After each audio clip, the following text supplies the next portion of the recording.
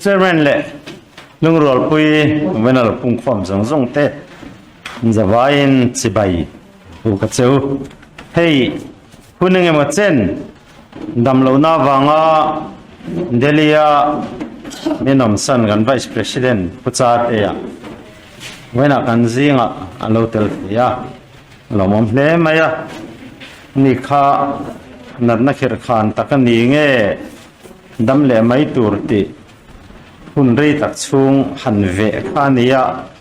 tuna hian that lampanin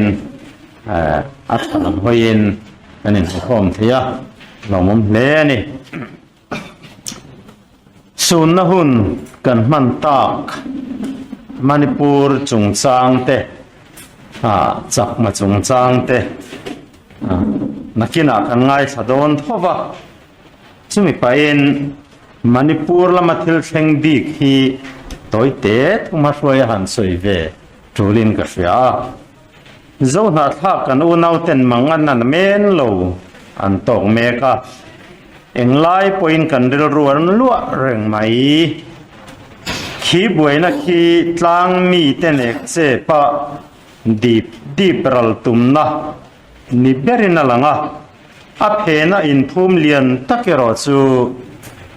Christian te nek chemna nek ral tumna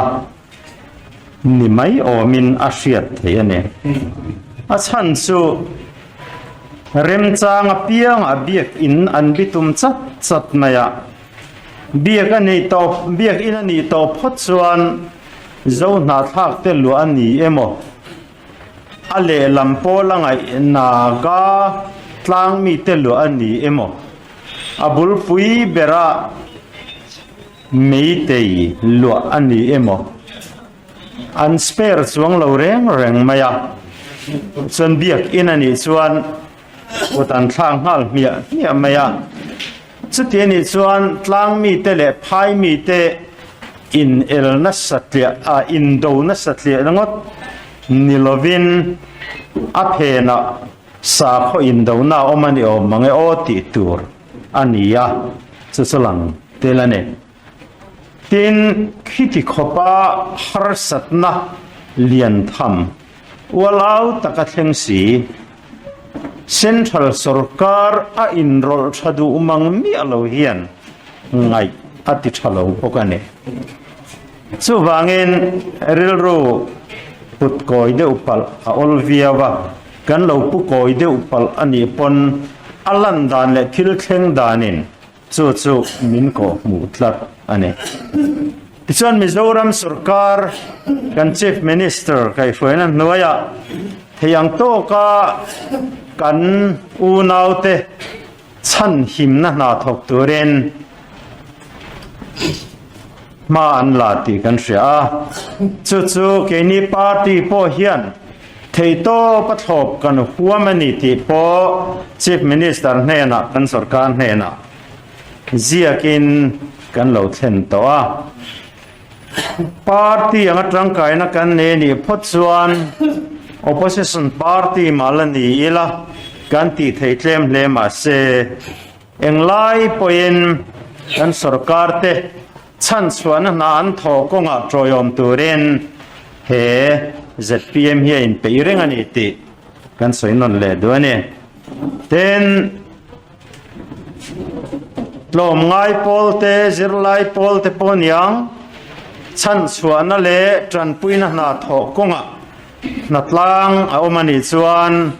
kan party te kan thalai te anu le pa te zonu te ponyang arem chang angin mani omna muna pianga thanem ngai taka lo thok chuak turin kanin cha bok ani ole wena hian thupui neya soi ve ka duwa ka thupui than hi kan tran tu soinen khan a inzul angreng viu maya kan thupui zir ho ta na heron than chu thi ani thi hi enge ni thi hi sil fia har khop maya boruak se ti ten soi ani thina lali suana khil fia dan chu zona bung thum chang ria da khan khi khoya po adu duina tle thin ari in sia nima sela khoya tanga lo kal nge ti le khoya nge kal don ti po in fresi lo ti in soya hei farisai ho tu pan Nicodemus le isua in biak na a pian thar thu piang thar te om dan lali suan a soi fiana ane tu na hian politics soi ho na hun renga kan ram chunga chuan ZPM thiatle hi soilar bert zinga mi yani hi ke mani ZPM mi puite chawin kan soi ani lova ZPM du sak tu tele ZPM do dal tu te point ZPM thiate ti hi chu an soi veka an pom vek ni hian la ngane khoi lam hoi zong in ang nge atle ti hi soi fi a har sa khop maya sarkar na thok tu telam a hoyem khoi de uten kan ria a kut na thok tu telam a hoyem khoi de uten kan reboka kum upalama nge atle thalai lama ani ve in kan ria a nu ho lam te hoin kan ria a pa ho lam te po hoin atle nin kan ria a chuti ni chuan he thi hi khoi tang lo chuak nge ti hrema suila eng ti hoi zong poin atle ni in angai thei ane sisiam tu hi enge zirlaya chuan boruak sab van lama chowa boruak lum chumiron luak khatur chuan leihula boruak dai jok te mun ruak lu panin an cheya chu thien ye ti te kan zira thina ne science lam thiam na tang chon chu khisiam tu chu ni om ta ane amai ro chu wena kan soi hi chu hemi boruak che thovu vu khini loven chumi anga na thok politics hi ani miau maya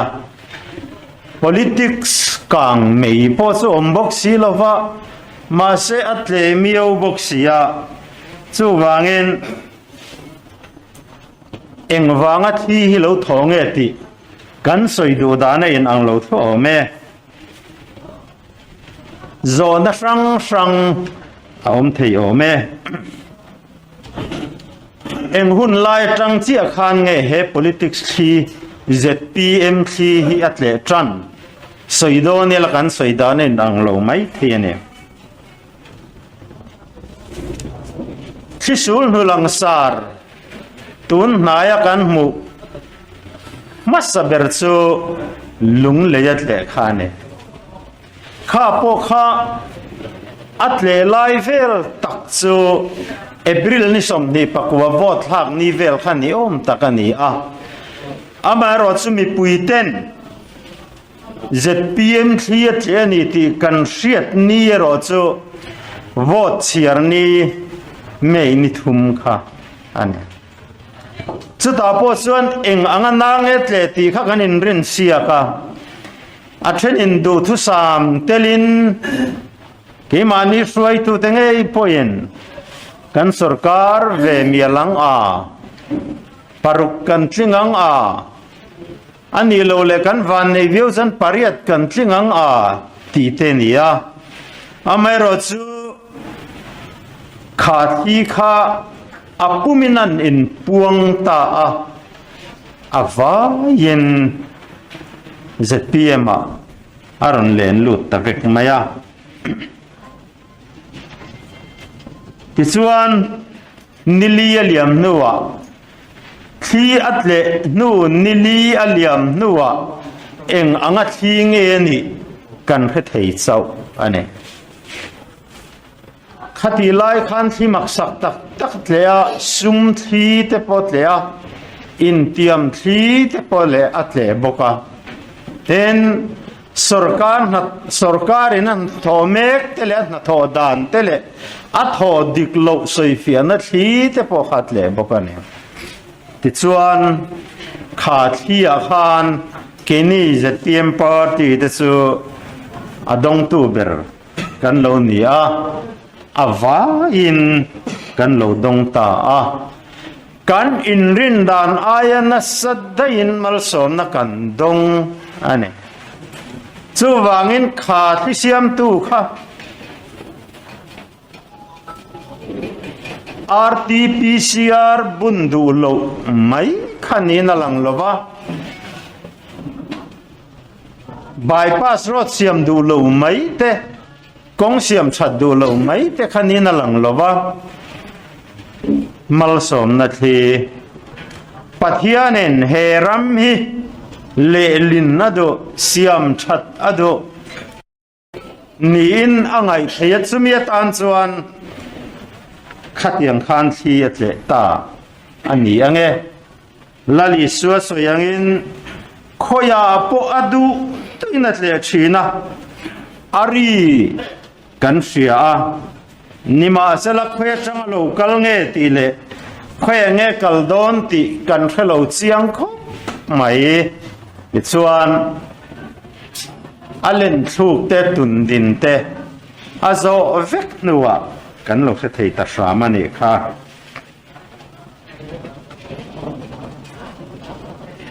chuan lung le hiat le chana kha kan han soi tak ang khan emo kan han puwa RT-PCR te po kan han soya amai ro chu kan rin lo taken helama aizol tlanga alot le theng theya zema bok venga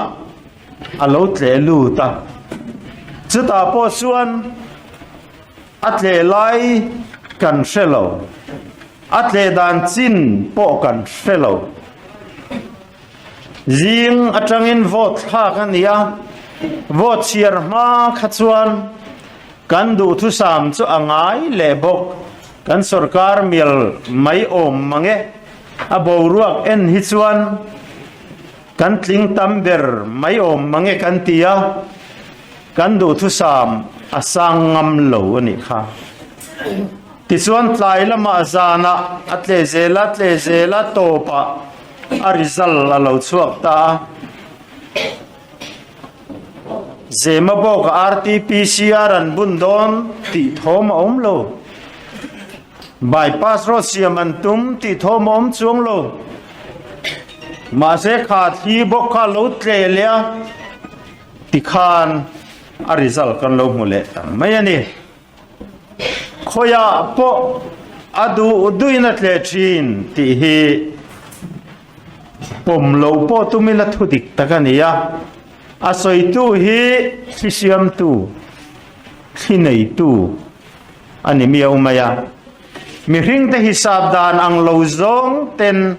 achang chon kan hisab fu ani mai the ama ero chu achang chon kan be sei za ta tle lo achang chon kan be sei za ay tamat le ka soi du chu kan va thu lo em ti hian sum nia kan rin na muna sum thiet le nia kan rin na muna sumin kongro lo su reng lova han soila trong chapuan yang ti lo om thina ma se thil theng dik takania wangen in sum tak lein tharung takin han soita ila lung leya niemo zema boka niemo leitana niemo kan tlin aya makti hi ke ka neya kan tlin na margin sang theilu tuk hi mak kalatia hei hi kan thora aya na satakani in karing tlata lung le ya te khan kan ho tu pa hobin kan ho tu pa na thut sila keinin a grassroots lama te thei to pin kan MLA te kan councilor kan corporator te kan GSPAC kan zavain a khau ka pin kan thok thei khania thei to kan thei ang to kan va chu ave tlang le ni chu mai chu ni lovin mun tin atangin tuipui ra la tang te pon trong trai na kan donga chu trong trai na chon na thok ni nge tura ni khovel riko ta hian si zong zong lak fai vek na mun he in than na hian avang veo maya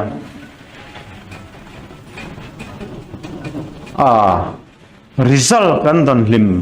achua lim te khan mak kan tia lom ngai na po kan khelo lek lek zo kan achan chu kan enrollment kan enin khatiang khathar thei kan ni lo kan thorim dan chin enin lafai pak thei kan ni lo kan khing pui te ke ni an na sa ta ken an thok na sa an lian zo kan kung po lian zo ka an mom zo boka chung kara khatiang han thleng thei tamaya kha chu ZPM ho hian kan ti thei ba ka ni ti hi a chiang em maya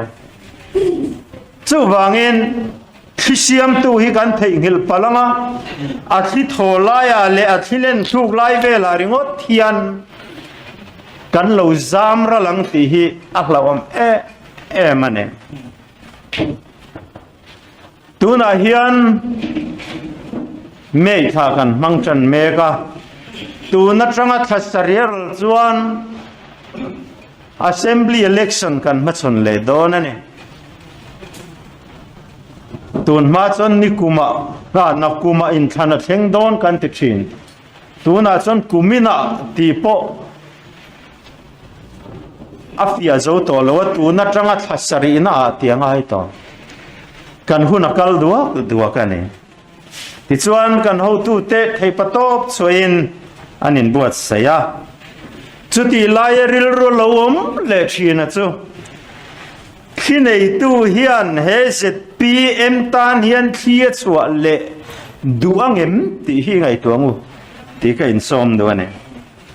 eng tin nge kha hi kha alat le theyang alo le theyang eng tin nge hilen kan lam hoya thile thei turin keini ho hi kan omang eng ril ru nge kan putanga eng tin nge kan tiang ti hi voina hian kan zir howatan ka duane chronicle panena bung som paruk sang kwa khan alamaril rudik tak putu te chunga achak zia tilang turin khovel zong zonga lalpa mitsu aleng ruai chin ani ti in ziaka pathian hian tran pui tur hi eng konga po azong ti alangane pathian tran pui tlak ni tur chuan eng tia lo om nge ngai tia ro chu zirangai ta ani pathian huat zong te zinga langsar ber cha chapo na ne heng ne na tereu te kan chan to te awang hian he pol hi a pol angine mo a ho tu te mo a worker te mo hi sapo thiang kan ni lo kan sapo ni a adu hoi zong a thi te tir thei tu hian kan chenom te lam hoin a thi a koi peng dai thei ti i vong rengang u kan lam hoya thi a tle le thei na tur chuan rim takin thokila lung rual na vong tlatela pathianin malsom na min pele nge yang ti iring tlatang u kalome